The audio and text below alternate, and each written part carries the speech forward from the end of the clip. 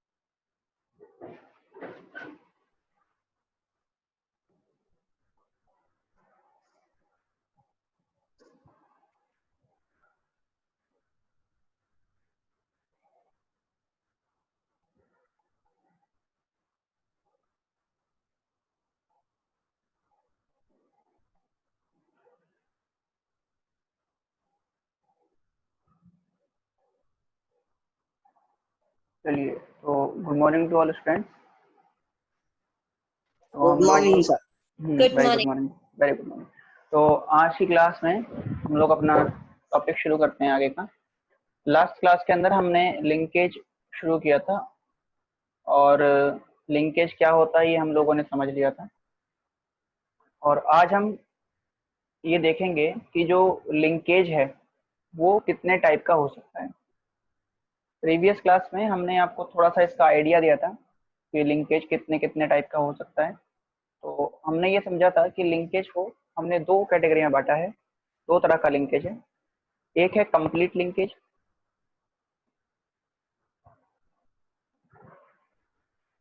Complete linkage, और दूसरा है इनकम्प्लीट लिंकेज। तो दो तरह का लिंकेज है, कंप्लीट और इनकम्प्लीट। जैसे हम अगर कंप्लीट लिंकेज की बात करेंगे तो दोनों ही लिंकेज में, कंप्लीट और इनकम्प्लीट, दोनों में जो जीन है वो सेम क्रोमोसोम के ऊपर होंगे। तो जीन क्या होते हैं इसमें? Gene are on same chromosome, इसमें भी रहेंगे और इसमें सेम क्रोमोसोम पे रहेंगे। बस कंप्लीट लिंकेज में जीन एक दूसरे के साथ बहुत ही टाइटली अटैच रहते हैं। जैसे ये क्रोमोसोम हो गया, इस क्रोमोसोम पे ये जीन एक दूसरे के साथ बहुत ही टाइटली अटैच हैं। तो जब टाइटली अटैच हैं तो उनके बीच का डिस्टेंस बहुत कम है। तो जब क्रॉसिंग ओवर होगा तो इनके अंदर क्रॉसिंग ओवर इतना नहीं हो पाएगा, मतलब ये दोनों जीन जो है वो सेपरेट नहीं होते। सेपरेट नहीं होंगे तो नेक्स्ट जनरेशन जो आएगी उसके अंदर रिकॉम्बिनेंट भी क्या होंगे? नहीं बनेंगे। ठीक है, तो इसमें रिकॉम्बिनेंट भी नहीं बनते। जबकि इनकम्प्लीट लिंकेज की अगर बात करें तो इसमें जीन जो एक क्रोमोसोम पे देखे जा रहे हैं वो टाइटली अटैच नहीं है, उनके बीच में आपको ज्यादा डिस्टेंस देखने को मिलेगा। तो ये टाइटली अटैच नहीं है, लिंकेज तो है लेकिन कम लिंकेज है, तो इनमें क्रॉसिंग ओवर हो सकता है इजीली। इसके अलावा इनमें क्रॉसिंग ओवर हो जाएगा, क्रॉसिंग ओवर होगा तो वेरिएशन आएगा जिसकी वजह से रिकॉम्बिनेंट प्रोड्यूस होंगे। रिकॉम्बिनेंट का मतलब कि जो ऑफ स्प्रिंग आएंगे वो अपने पेरेंट से थोड़ा अलग होंगे, डिफर होंगे। और ये जो कंप्लीट लिंकेज है इसको डिस्कवर किया था मॉर्गन ने। और किसने किया था? उसने, मॉर्गन ने इसको ड्रोसोफिला के अंदर ऑब्जर्व किया था। और इनकम्प्लीट लिंकेज को हचिंसन ने डिस्कवर किया था। हचिनसन ने इसको ऑब्जर्व किया था मेज के अंदर। जो कंप्लीट लिंकेज है इसकी अगर हम और एग्जांपल, इसका एग्जांपल देखें किस में देखा जाता है, ये तो ये ड्रोसोफिला फ्रूट फ्लाई में देखा जाता है, ठीक है। और अगर हम इनकम्प्लीट लिंकेज देखें तो जितने भी सेक्सुअली रिप्रोड्यूसिंग ऑर्गेनिज्म हैं उन सभी के अंदर ज्यादातर ये देखा जाता है इनकम्प्लीट लिंकेज। इनकम्प्लीट लिंकेज बहुत कॉमन है, ये ज्यादातर केसेस में देखा जाता है, और कंप्लीट लिंकेज बहुत ही रेयर होता है, ये बहुत ही कम केसेस में देखा जाता है, ठीक है। तो ये कुछ डिफरेंस हमने आपको समझाए इनकम्प्लीट और कंप्लीट लिंकेज में। आप एक बॉक्स बनाइए इस तरीके से कंप्लीट और इनकम्प्लीट लिंकेज का, और जो हमने पॉइंट समझे हैं उनको हम एक बार लिखते हैं। तो सबसे पहले आप लिखिए कंप्लीट लिंकेज के अंदर, नोट डाउन, कंप्लीट लिंकेज के बारे में लिखेंगे, इन this type of linkage gene are located in this type of linkage gene are located on the same chromosome, gene are located on the same chromosome,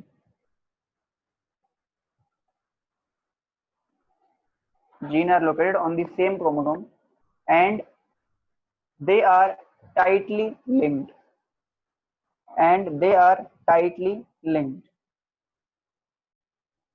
hence sir tightly की बात बताना है। linked, linked, L-I-N-K-E-D, tightly linked, hence they do not get separate, hence they do not get separate from each other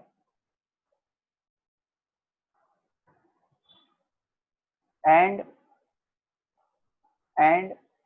are inherited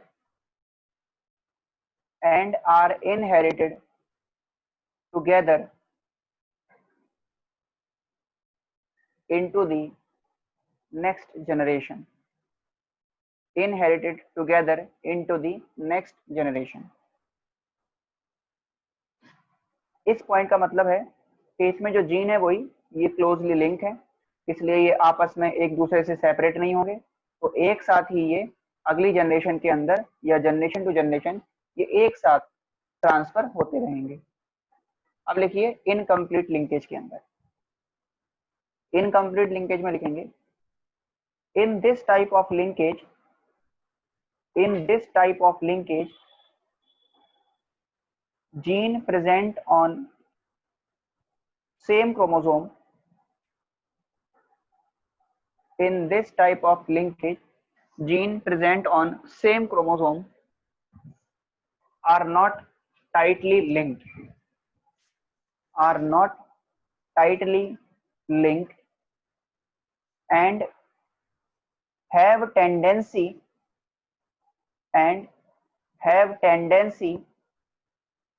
to separate from each other, and have tendency to separate from each other, hence they produce recombinant type, hence they produce recombinant type।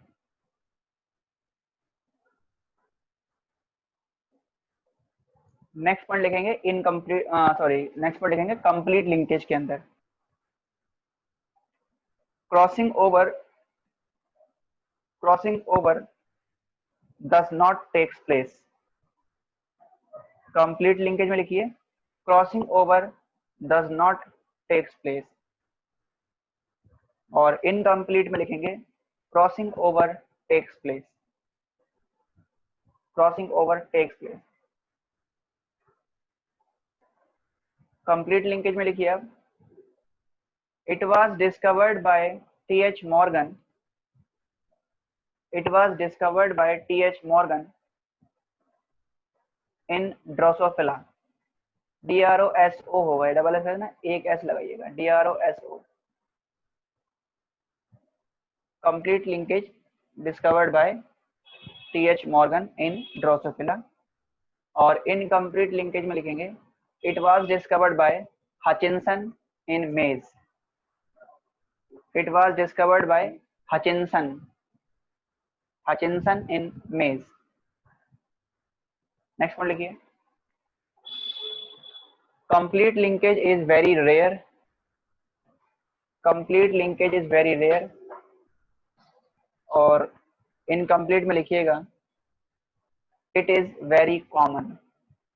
It is very common. Complete linkage के example लिख लो। Example में आप लिखेंगे एक तो male Drosophila, ठीक है, Drosophila में भी स्पेसिफाई कर देते हैं किस में देखा जाता है, मेल ड्रोसोफिला, और एक लिख लो female silk worm moth. Female silk worm moth, ठीक है। मॉथ की अगर बात करेंगे ना, मॉथ क्या है, तो मॉथ आपका इंसेक्ट। मॉथ क्या है, ये इंसेक्ट है, इंसेक्ट के अंदर आता है। और फाइलम क्या है मॉथ का, फाइलम है इसका आर्थ्रोपोडा। बटरफ्लाई की तरह होता है लेकिन ये डार्क ब्राउन कलर का होता है। और जब ये बैठता है, जब ये सिट करेगा, बैठेगा, तो बैठने पर अपने जो उसके विंग्स हैं उनको स्प्रेड कर देता है। ये कुछ प्रॉपर्टी है इसकी। और मॉथ जो है वो नॉक्टर्नल होता है, हाँ ER, नॉक्टर्नल, मतलब रात में एक्टिव होता है ये, ठीक है। बाकी इसके बारे में डिटेल हमको इस मॉथ के ऊपर हमको एक रिलेशनशिप पढ़ना है जो हम इकोलॉजी के अंदर कवर करेंगे। तो ये बात क्लियर हो गई। यहाँ पर कंप्लीट लिंकेज एग्जांपल देख लिए, इनकम्प्लीट के कुछ एग्जांपल लिख लीजिए आप, और इसका एग्जांपल है वही most of sexually reproducing organism. Example लिख लीजिए, most of sexually reproducing organism. तो ये हमने डिफरेंस समझ लिया कंप्लीट लिंकेज और इनकम्प्लीट लिंकेज के अंदर। अब कल मैंने आपको एक बात बताई थी कि भाई जैसे ही मॉर्गन ने जब ड्रोसोफिला के ऊपर एक्सपेरिमेंट किया तो मॉर्गन को कुछ रिजल्ट मिले, तो हम उन रिजल्ट को समझ लेते हैं, क्योंकि एक्सपेरिमेंट हमें वो नहीं पढ़ना, उसमें सिर्फ यही दिखाया गया एक्सपेरिमेंट के अंदर कि इसने कौन कौन सी प्रॉपर्टी लेके क्रॉस कराया और उसके बाद क्या क्या इसको रिजल्ट देखने को मिले थे, तो कितना % रिकॉम्बिनेशन आया था, इस चीज को हमें याद रखना है। तो हम मॉर्गन के उस एक्सपेरिमेंट का रिजल्ट देखते हैं। अगर आप वो एक्सपेरिमेंट देखना चाहते हैं तो एनसीईआरटी में आपको एक टेबल फॉर्म में, आपको एक चार्ट फॉर्म में वो एक्सपेरिमेंट शो किया हुआ है, आप उसको वहां से देख सकते हैं। रिजल्ट मैं आपको समझा देता हूँ, क्योंकि यही केस जो है उस एनसीईआरटी में क्लियर नहीं होता कि रिजल्ट क्या आ रहा है और क्यों आ रहा है, तो हम रिजल्ट समझते हैं। तो देखिए हम यहाँ बात करते हैं अब result of experiment, result of experiment performed by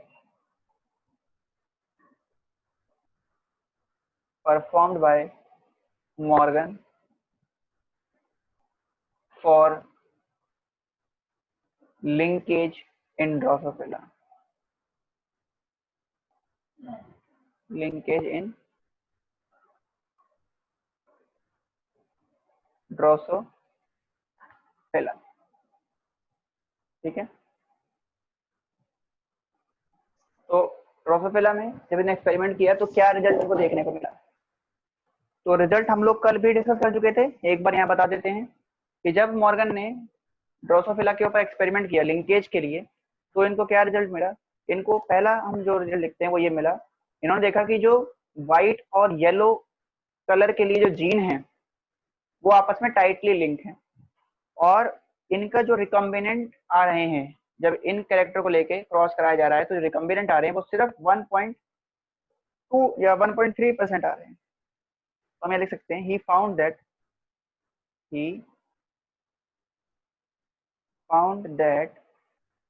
the gene for white and yellow are tightly linked, tightly link, ये आपस में बहुत टाइटली लिंक है। एंड और क्या कर रहे हैं, शोन ओनली 1.3% रिकॉम्बिनेंट, सिर्फ 1.3% ऑफ स्प्रिंग ऐसी आ रही हैं जो अपने पेरेंट से अलग हैं। दूसरा रिजल्ट उन्होंने क्या देखा, जो सेकंड एक्सपेरिमेंट किया उसमें उन्होंने देखा कि जो जीन है, दी जीन फॉर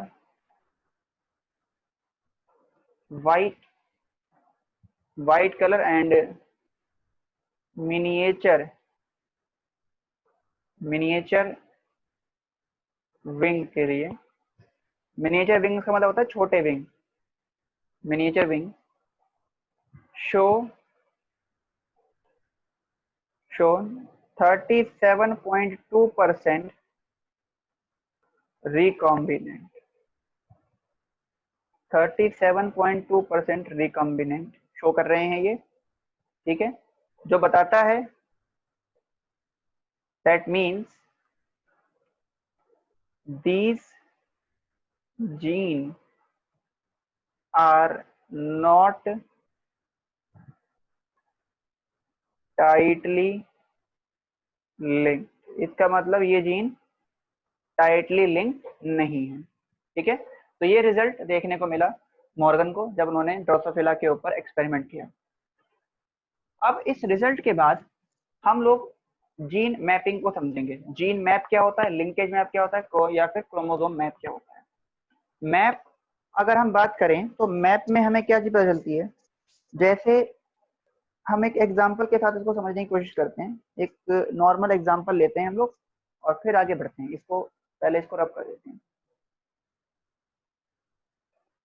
हम लोग पढ़ते हैं, नेक्स्ट टॉपिक है जीन मैप, या इसको लिंकेज मैप या फिर इसको क्रोमोसोम मैप भी बोलते हैं। इसमें क्या होता है, जीन मैप या लिंकेज मैप या क्रोमोसोम मैप में, जैसे मान लीजिए हमें जाना है, हम जयपुर में हैं,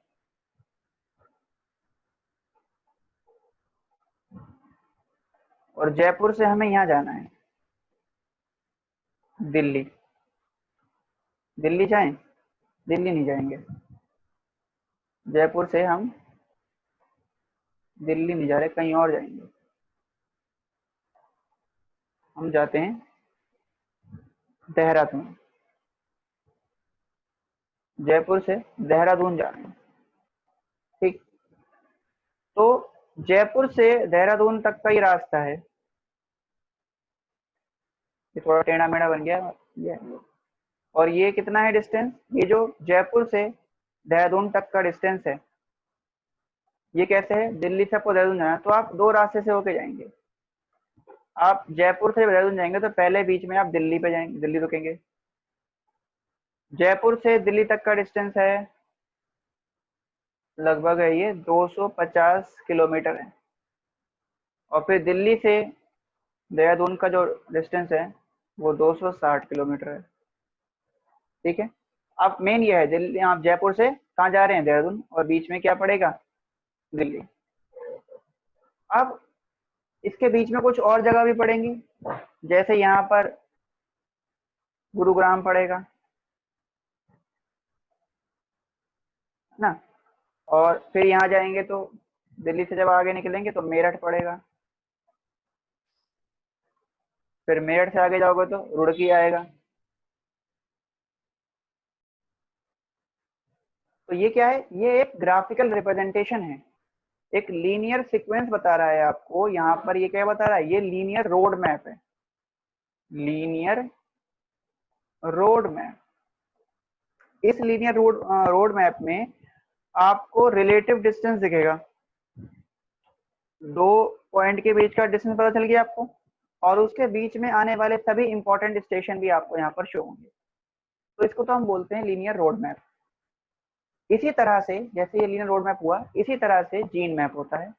जीन मैप ग्राफिकल रिप्रेजेंटेशन है या लीनियर ग्राफिकल रिप्रेजेंटेशन है, जो बताता है किन्हीं दो जीन के बीच के सीक्वेंस को, या डीएनए के अंदर जो सीक्वेंस है उसको हम कह सकते हैं रिप्रेजेंट करता है, और इससे हमें दो जीन के बीच की डिस्टेंस भी पता चलती है। ठीक है, तो जीन मैप क्या है, एक बार फिर से बताता हूँ मैं। जीन मैप का मतलब है it is a graphical representation. Gene map या लिंकेज मैप या क्रोमोसोम मैप एक ग्राफिकल रिप्रेजेंटेशन है जिसमें हमें सीक्वेंस का पता चलता है कि जो जीन है वो किस सीक्वेंस में है, और दो जीन के बीच का डिस्टेंस कितना है, ये सब हमें पता चलता है जीन मैप से। मतलब जीन मैप से हम जीन की लोकेशन का पता लगा सकते हैं, हम ये बता सकते हैं कि कौन सा जीन कितनी डिस्टेंस पर लोकेटेड है। लेकिन ये डिस्टेंस क्या होता है, ये रिलेटिव होता है। रिलेटिव मतलब इसको हम दूसरे जीन से कंपेयर करके बताते हैं कि ये वाला जीन इस जीन से कितनी दूरी पर है। और डिस्टेंस जो होगी उसको हम कैसे लेके चलेंगे, उसको लेने के लिए सबसे पहले जो जीन मैप को बताया था, ये जीन मैप जो दिया था, सबसे पहला जीन मैप जिस साइंटिस्ट ने दिया था उनका नाम था एल्फ्रेड स्टुअर्ट-वेंट। एल्फ्रेड स्टुअर्ट-वेंट ने सबसे पहला जीन मैप दिया था, गेव फर्स्ट जीन मैप। ठीक है, और एल्फ्रेड स्टुअर्ट-वेंट ने जो सबसे पहला जीन मैप दिया, इन्होंने ये बात बताई, इन्होंने रिकॉम्बिनेशन फ्रीक्वेंसी का यूज किया। रिकॉम्बिनेशन फ्रीक्वेंसी का यूज किया था, और उस रिकॉम्बिनेशन फ्रीक्वेंसी को इन्होंने रिलेट किया था डिस्टेंस बिटवीन जीन के साथ में। और इन्होंने बताया कि जितनी रिकॉम्बिनेशन फ्रीक्वेंसी होगी उतनी ही जीन के बीच की डिस्टेंस होगी। इसकी हेल्प से इन्होंने एक लीनियर ग्राफ ड्रॉ किया, और उसकी मदद से इन्होंने जीन के बीच के डिस्टेंस को एक्सप्लेन किया था कि कौन सा जीन कितनी दूरी पर होता है। ठीक है, ये बात एल्फ्रेड स्टुअर्ट-वेंट ने बताई थी। तो ये हो गया आपका जीन मैप। और जीन मैप जो होता है इससे क्या पता चलेगा, इससे हम क्रोमोसोम के अंदर जीन की लोकेशन का पता लगा सकते हैं कि एक क्रोमोसोम में जीन कहाँ कहाँ लोकेटेड है। लेकिन इसका डिसएडवांटेज ये है कि ये बिल्कुल एग्जैक्टली एक्यूरेट नहीं होता। तो it is not exactly accurate, ये बिल्कुल सही नहीं होता। ठीक है, तो बिल्कुल एक्यूरेट लोकेशन नहीं बताता है, बस ये इसका डिसएडवांटेज है। तो ये हो गया आपका जीन मैप। तो हेडिंग लीजिए आप जीन मैप या लिंकेज मैप या फिर क्रोमोसोम मैप, और इसकी डेफिनेशन लिखिए।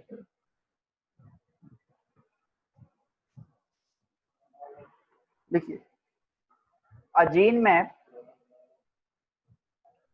a gene map is a linear graphical representation. A gene map is a linear graphical representation of sequence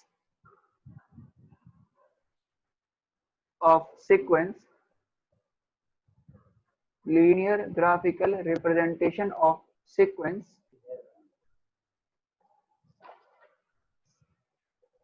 and it also gave the relative distance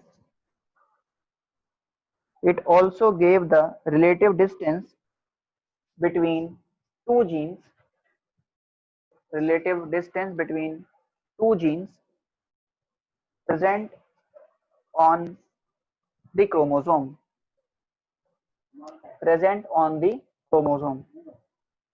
ठीक है, तो ये बात पता चल गई। नेक्स्ट पॉइंट लिखिए, the first gene map was created by Alfred Stewart-Bent. The first gene map was created by Alfred Stewart-Bent. सबसे पहला जीन मैप एल्फ्रेड स्टुअर्ट-बेंट ने दिया था। और नेक्स्ट पॉइंट लिखिए, Alfred Stuart-bent used recombination frequency. Alfred Stewart-Bent used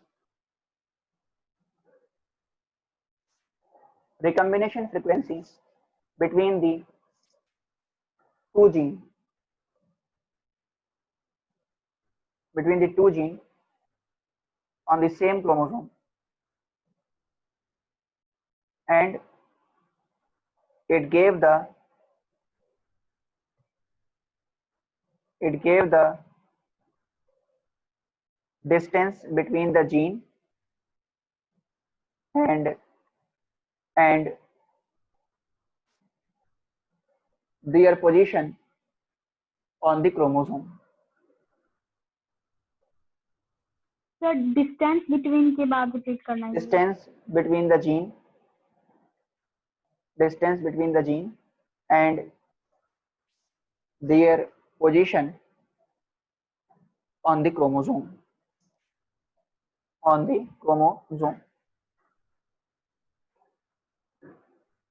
Next one लिखिए. Hence the linkage map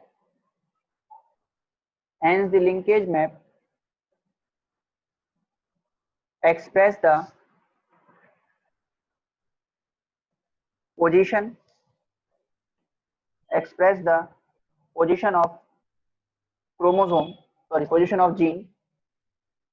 of gene on the chromosome by using recombination frequency,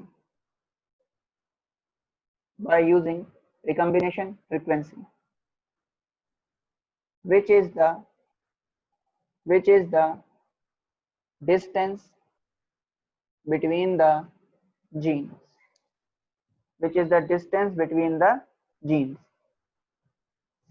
ठीक है, तो ये बात क्लियर हो गई आपको।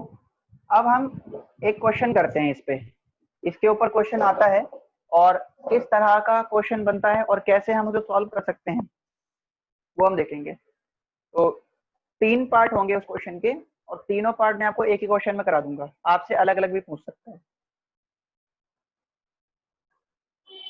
तो सबसे पहले आप क्वेश्चन लिखिए।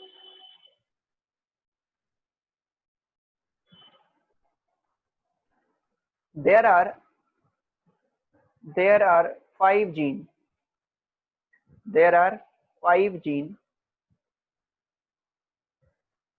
That is A, B, C, D, E.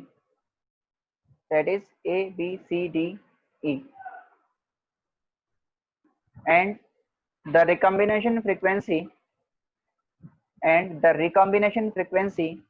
are given as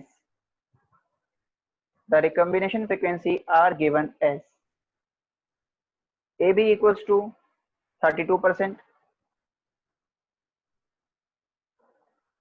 AC equals to 48%, CD equals to 18%, and AE equal to 8%. अब क्वेश्चन नंबर ए, पहले में क्या पूछ रहा है वो, draw the gene map for these gene. Draw the gene map for these gene. इन gene के लिए जीन मैप ड्रॉ करें। सेकंड क्या पूछ रहा है वो, what could be the sequence of these genes on the gene map?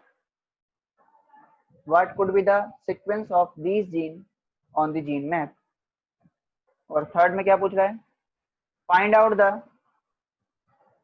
Out the recombination frequency between number A, third का first part AD, second part PC, third part DE और fourth part है B and E। तो question समझ में आया आपको? Question में कह रहा है कि हमको 5 जीन दिए हैं A, B, C, D, E और इनके बीच की रिकॉम्बिनेशन फ्रीक्वेंसी उसने दे रखी है। A और B के बीच की दे रखी है 32, A और C के बीच की दे रखी है 48, C और D के बीच की दे रखी है 18 और A और E के बीच की दे रखी है 8। फिर आपसे कह रहा है कि भाई इन सभी जीन के लिए आप जीन मैप ड्रॉ करें। दूसरी बात आपसे कह रहा है जीन मैप के ऊपर इन 5 जीन का क्या सीक्वेंस होगा, ये किस ऑर्डर में होंगे, ABCD के ऑर्डर में होंगे, ACDE के ऑर्डर में होंगे, ECD के ऑर्डर में होंगे, किस ऑर्डर में होंगे। और तीसरे में कह रहा है कि फिर आपको बताना है A और D बी और सी, डी और ई, बी और ई, इनके बीच की रिकॉम्बिनेशन फ्रीक्वेंसी कितनी है, यानी कि ए और डी कितनी दूरी पर है, बी और सी कितनी दूरी पर है, डी और ई कितनी दूरी पर है, बी और ई कितनी दूरी पर है।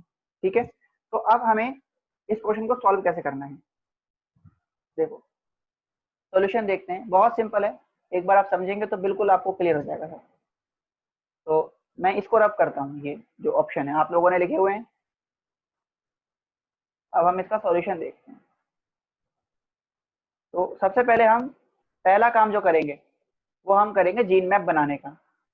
तो सॉल्यूशन करने के लिए हमेशा आप सबसे पहले जीन मैप ड्रॉ करेंगे। सॉल्यूशन देखते हैं, जीन मैप जब बनाएंगे तो हम यहाँ पर देखेंगे, एक तो ये डिस्टेंस देखा है, एक इधर का है, एक इधर का है, एक इधर का है, जो सबसे ज्यादा वाला डिस्टेंस है उसको ले लेंगे हम सबसे पहले, यानी कि ए सी लेके चलेंगे, पहले इसको लेंगे। एक पॉइंट हमने यहाँ लगाया, ये हो गया ए पॉइंट, और एक हमने यहाँ लगा दिया, ये हो गया हमारा सी पॉइंट, और ये डिस्टेंस हम यहाँ लिख देते हैं, ए से सी का कितना है, ए से सी के बीच का डिस्टेंस जो है ये है 48%। ठीक है, 48 हो गया है, ए और सी के बीच का हो गया 48। आप चाहो तो परसेंटेज में लिखो और आप चाहो तो सीधा 48 लिख दो इसको, तो हम सीधा 48 लिख देते हैं। और हम इन रिकॉम्बिनेशन फ्रीक्वेंसी को किस में लेके चल रहे हैं, हम इनको लेके चल रहे हैं रिकॉम्बिनेशन फ्रीक्वेंसी की यूनिट में लेके चलेंगे, और यूनिट क्या होती है उसकी, सेंटी मॉर्गन। अब इसके बाद क्या ए और बी होगा, तो ए तो ये रहा और बी यहाँ कहीं आएगा, यहाँ कहीं हो जाएगा बी, ये, और ये डिस्टेंस कितना है, ये है 32 सेंटी मॉर्गन। ठीक है, अब देखो ये हो गया बी। अब एक बात देखना ध्यान से, ए और सी 48 है, ए और बी 32 है, तो बी और सी कितना बचा, 16 सेंटी मॉर्गन। भाई 48 में से 32 निकाल दो, तो बी और सी के बीच का डिस्टेंस तो आ ही गया, कितना आ गया, इसके बीच का डिस्टेंस आ गया आपका 16 सेंटी मॉर्गन। अब देखो सी और डी, तो सी से डी है 18 की दूरी पर, 16 तो यही हो गया, दो कहीं यहाँ आगे हो जाएगा, तो जो डी है वो यहाँ रहेगा कहीं, और ये कितना हो जाएगा, ये हो जाएगा 18 सेंटी मॉर्गन। अब देखो ये आ गया 18 हो गया, ये 16 है, तो ये और ये कितना हो जाएगा, 16, 18 में 16 माइनस कर देंगे, तो डी और ई के बीच का हो जाएगा ये 2 सेंटी मॉर्गन। ठीक है, अब कौन सा रह गया, खाली ए और ई वाला ड्रॉ करना रह गया है, तो ए और ई देखो, ए से ई कितनी दूरी पर है, 8 की दूरी पर है, तो यहाँ कहीं रहेगा, तो ए से ई कितना दूर हो जाएगा, ये हो गया आपका 8 सेंटी मॉर्गन। ठीक है, अब इसका पहला पार्ट देखिए, पहला पार्ट क्या कह रहा था, फर्स्ट पार्ट कह रहा था आपसे जीन मैप ड्रॉ करें, तो ये तो आपने कर दिया, ये हो गया ए पार्ट, जीन मैप ड्रॉ हो गया। अब बी पार्ट देखो, बी पार्ट में कह रहा है आपसे इसका सीक्वेंस बताएं, तो सीक्वेंस क्या होगा, ए ई डी बी और सी, तो सीक्वेंस क्या रहेगा, ए ई डी बी सी। अब सी पार्ट देखो, सी पार्ट में सबसे पहला आपसे कह रहा है कि आप बताइए ए और डी के बीच का कितना है डिस्टेंस, बी और सी के बीच का कितना है, फिर डी और ई के बीच का कितना है, फिर आपसे कह रहा है बी और ई के बीच का कितना है। ठीक है, तो बी और सी के बीच का तो हमने निकाल दिया, ये आ गया, बी और सी के बीच कितना हो जाएगा, 16 हो जाएगा, तो इसको लिख देते हैं हम लोग 16 सेंटी मॉर्गन। अब ये पहला वाला क्या है, ए और डी की बात कर रहा है ना, ए और डी, तो ए और डी कैसे निकालेंगे, देखो ए और डी के बीच का डिस्टेंस कितना होगा, भाई ये ए हो गया और ये हो गया आपका डी, तो आप क्या करिए 48 में से 18 माइनस कर दो, तो जब 48 में से 18 चले जाएंगे तो कितना बचेगा, 30, तो ए और डी के डिस्टेंस कितना हो गया, ये हो गया 30 सेंटीमॉर्गन। तो ये हो गया आपका 30 सेंटीमॉर्गन। अब डी और ई के बीच का बताओ, डी तो ये रहा और ई ये रहा, ठीक है। और हमें पता है डी और ई का डिस्टेंस कितना आ जाएगा, जो डी और ई हो जाएगा उसमें से क्या कर दो आप भाई 30 में से ये ए और डी कितना आया है, ए और डी जो आया है वो आया है 30। आपको निकालना है डी और ई के बीच का, और ए और ई के कितना है 8 है। तो आप क्या करोगे यहाँ पर इसके लिए 30 माइनस 8 कर दोगे तो ये आ जाएगा 24 सेंटीमॉर्गन। अब बी और ई के बीच देखो, यानी कि यहाँ से ये वाला देखना है, ठीक है। ये 24 है, बी से क्या हुआ जी, बोलिए। अच्छा ये 22 आएगा। हाँ 22 आएगा ये, ठीक है ठीक है। अगर इस वाले की बात करेंगे हम, बी और ई के बीच की बात करेंगे, तो डी से ई के बीच कितना है 22 है, 22 में 2 ऐड कर दो तो ये आ जाएगा 24 सेंटीमीटर। तो इस तरह से हम जीन के बीच के डिस्टेंस को पता लगा सकते हैं। समझ में आ गया सबको ये। इसमें हमने तीनों पार्ट देख लिए, हमने जीन मैप ड्रॉ करना सीख लिया, इसके बाद हमने देख लिया भाई सीक्वेंस क्या रहेगा वो बता दिया, और हमने डिस्टेंस निकालना भी सीख लिया। क्लियर है, इसे नोट कर लीजिए आप लोग। और इसके बाद यहाँ पर हमारा एक्सपेरिमेंटल जेनेटिक्स भी कंप्लीट होता है। तो हमने linkage, recombination, crossing over, Morgan के एक्सपेरिमेंट, इन सभी को क्लियर कर दिया। तो यहाँ पर आके हमारा जेनेटिक्स का ये पोर्शन लगभग खत्म हो जाता है। अब हमारे पास जेनेटिक्स में एक स्पेशल ब्रांच रहती है, छोटा सा टॉपिक है वो भी, उसको कवर करना है। और उसके बाद फिर हमारे पास रह जाएगा सिर्फ कुछ टर्म्स वगैरह हमें और पढ़ना रह जाएंगी। तो आज और कल की क्लास में ये चैप्टर खत्म हो जाएगा। तो इसकी हम लोग बात कर लेते हैं, शुरू करते हैं नया टॉपिक, और वो है पॉपुलेशन जेनेटिक्स। पॉपुलेशन जेनेटिक्स जो है ये आपका इवोल्यूशन का पार्ट है, लेकिन इसको मतलब आपके जो एनसीईआरटी में अगर देखेंगे तो चैप्टर नंबर 7 में दे रखा है ये पॉपुलेशन जेनेटिक्स, लेकिन क्योंकि ये जेनेटिक्स से कोरिलेट करता है इसलिए हम इसको यहीं पर स्टडी कर रहे हैं, और वहां पर फिर हम इसको नहीं पढ़ेंगे, तो वहां से ये कवर अप हो जाएगा। यहाँ पर ये आपको क्लियर होगा। बाकी कुछ लोग इसको, हम लोग क्या करते हैं, कुछ लोग इसको इवोल्यूशन के अंदर पढ़ाते हैं, तो उससे उतना बेनिफिट नहीं मिलता। तो जेनेटिक्स के साथ पढ़ोगे तो अच्छे से समझ में आएगा आपको। तो आप सभी ने ये नोट कर लिया होगा, इसको हम रब कर देते हैं। अगर किसी को अभी भी ये जीन मैप निकालना नहीं आया है तो आप लोग अपना डाउट पूछ सकते हैं, क्योंकि इस पे से चांस है मैक्सिमम कि एक क्वेश्चन जरूर ऐसा आपके सामने आ जाएगा सीक्वेंस निकालने के लिए, और आपको ये आना चाहिए। देखिए अब हम बात करते हैं नेक्स्ट टॉपिक की, और वो है पॉपुलेशन जेनेटिक्स। पॉपुलेशन जेनेटिक्स की अगर बात करें, पॉपुलेशन जेनेटिक्स में हम लोग जीन फ्रीक्वेंसी को स्टडी करते हैं। इसमें हम लोग क्या पढ़ते हैं, इसमें हम लोग पढ़ते हैं जीन फ्रीक्वेंसी, और जीन फ्रीक्वेंसी जो हम देखते हैं वो देखते हैं हम इन पॉपुलेशन के अंदर। तो जब एक पॉपुलेशन में हम जीन की फ्रीक्वेंसी को स्टडी करेंगे तो वो कहलाता है पॉपुलेशन जेनेटिक्स। अब आप कहोगे कि भाई जीन फ्रीक्वेंसी क्या होती है, तो जीन फ्रीक्वेंसी का मतलब होता है जो डिफरेंस आ रहा है, जो एलील्स के बीच का डिफरेंस है एक पॉपुलेशन में, या हम बोल सकते हैं it is a proportion of different alleles. जो डिफरेंट एलील्स हैं पॉपुलेशन के अंदर, उसे हम लोग बोलते हैं जीन फ्रीक्वेंसी। जीन फ्रीक्वेंसी कैसे निकाली जाती है वो हम ये बात करेंगे, किस तरह से हम जीन फ्रीक्वेंसी निकाल सकते हैं। तो सबसे पहले आपको समझ में आया पॉपुलेशन जेनेटिक्स क्या है। पॉपुलेशन जेनेटिक्स का मतलब है कि इसमें हम जीन फ्रीक्वेंसी को स्टडी करते हैं किसी एक पॉपुलेशन के अंदर। किसी भी एक पॉपुलेशन में जो जीन फ्रीक्वेंसी है उस ब्रांच को हम लोग पॉपुलेशन जेनेटिक्स बोलते हैं। तो लिखिए population genetics, the study of gene frequency in a population, the study of gene frequency in a population is called population genetics. Is called population genetics. अब ये तो क्लियर हो गया पॉपुलेशन जेनेटिक्स क्या है। अब आप हेडिंग दीजिए जीन फ्रीक्वेंसी। जीन फ्रीक्वेंसी क्या होती है? जीन फ्रीक्वेंसी के बारे में लिखिए, it is the proportion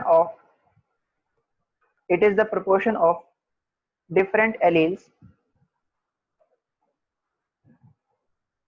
It is the proportion of different alleles in a population.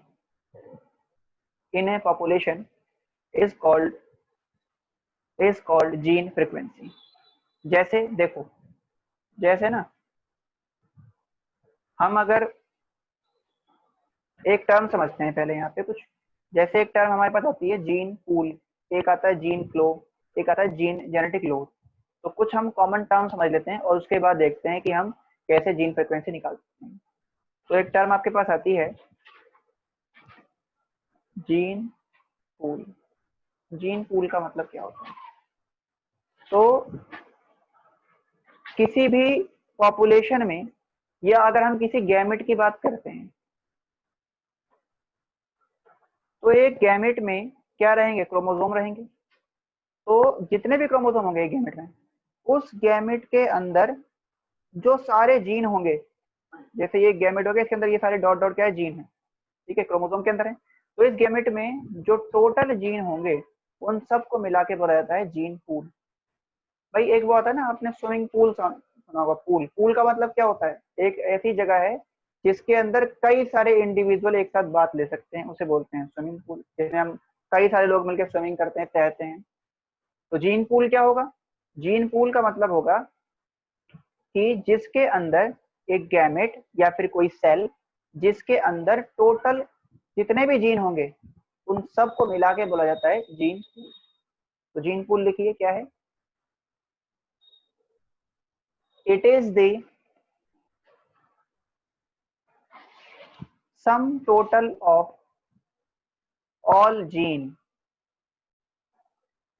It is the sum total of all gene in reproductive gamete, in reproductive gamete of in reproductive gamete of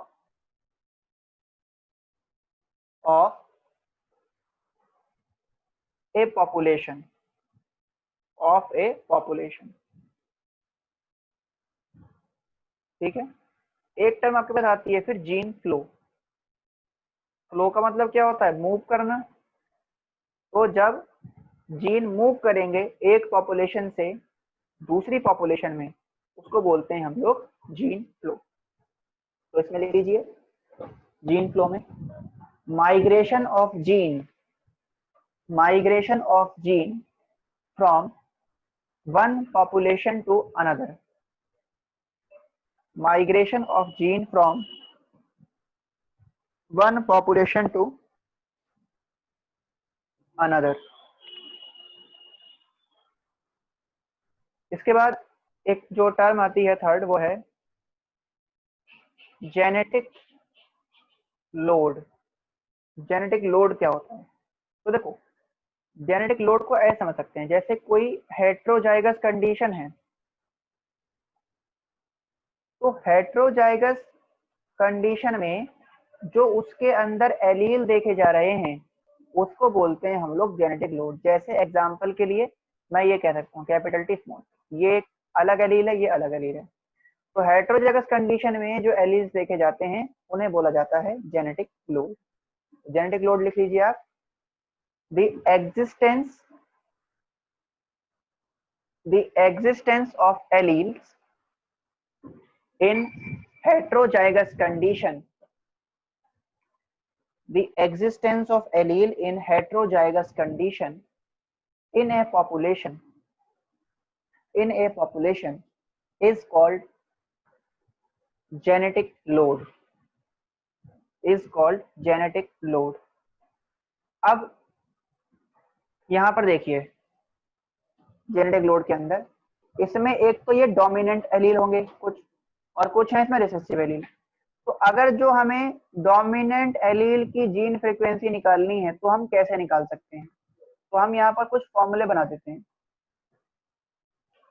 सबसे पहला है gene frequency निकालने के लिए, gene frequency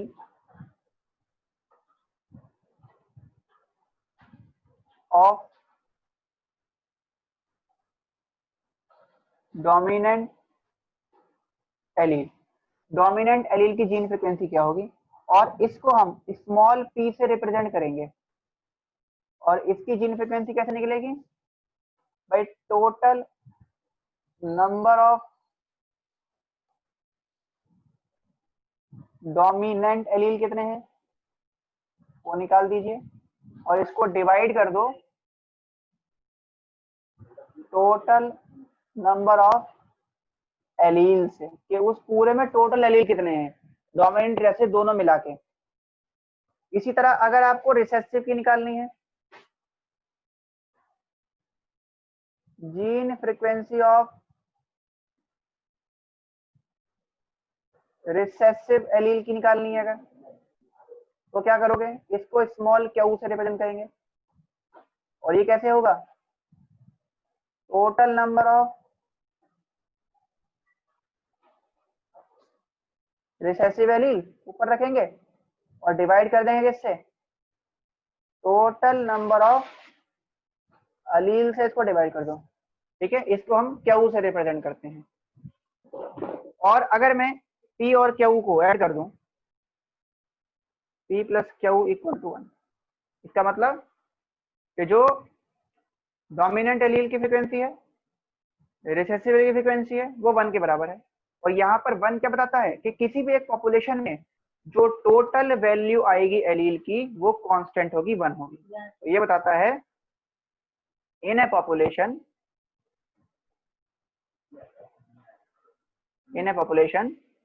the total alleles value equals to 1। इसका मतलब है कि ये कांस्टेंट है। ठीक है, तो ये बात समझ में आ गई आपको? ये दोनों फॉर्मूले आप याद कर लीजिए, आपको आने चाहिए ये। और इसके बाद नेक्स्ट क्लास में जब हम मिलेंगे तो इसके ऊपर बेस्ड हम एक क्वेश्चन करेंगे कि हम किस तरह से एलील की फ्रीक्वेंसी निकाल सकते हैं। तो एक क्वेश्चन करेंगे, उसमें हम जीन फ्रीक्वेंसी निकालना देखेंगे डोमिनेंट एलील के लिए और रिसेसिव एलील के लिए। अच्छा एक बात देखिए, हम लोग फ्रीक्वेंसी किसकी निकालेंगे, जीन की निकालेंगे, और हम एलील को सम कर रहे हैं। तो अगर जो मान लो आपको ये कंडीशन दे रखी होगी कैपिटल ए, इसमें ये एलील है, ये एलील है, इसकी जीन फ्रीक्वेंसी निकालनी है, तो आप इसको 2 लेके चलेंगे। ये इसको आप जो भी देखा होगा ना उसको आप डबल कर देंगे, डबल उसने दे रखा होगा, और यदि उसने नहीं दिया तो आप इसको डबल करेंगे। किस तरह से करेंगे ये क्वेश्चन में मैं आपको समझाऊंगा, वहां पर ज्यादा अच्छे से क्लियर हो जाएगा। क्योंकि आपको बस एक कंसेप्ट याद रखना है, और वो ये याद रखना है कि जो जीन्स हैं ये एलील के पेयर फॉर्म होती हैं। जीन्स क्या होती हैं, एलील की पेयर फॉर्म। अगर हम पी एलील की बात कर रहे हैं या पी जीन की बात करेंगे, तो पी जीन के अंदर अगर होमोजाइगस कंडीशन है तो उसमें क्या रहेगा, capital P small P, 2 allele रहेंगे। ठीक है, तो इसका मतलब क्या होता है, इसका मतलब ये है कि जो सबसे पहला पॉइंट हमने जब जेनेटिक्स शुरू करी थी वो यही समझा था कि जो जीन्स हैं ये क्या है, gene are the paired form of allele. ठीक है, एलील सिंगल हो सकता है और जीन हमेशा एलील की पेयर फॉर्म होती है। तो नेक्स्ट क्लास में जब हम मिलेंगे तो हम क्वेश्चन सॉल्व करेंगे इसके ऊपर एक, और कल की क्लास में हमारा होपफुली ये चैप्टर जो है वो कंप्लीट होने के चांसेस है, क्योंकि इसमें ज्यादा कुछ अब नहीं रह गया है। तो थैंक यू सो मच। कल आपका शायद टेस्ट भी होगा, तो टेस्ट की वजह से हो सकता है आपकी क्लास कल ना रहे, तो टेस्ट अच्छे से दीजिए, टेस्ट की तैयारी करिए। नेक्स्ट क्लास में जब मिलेंगे तो अपने टॉपिक को कवर करेंगे।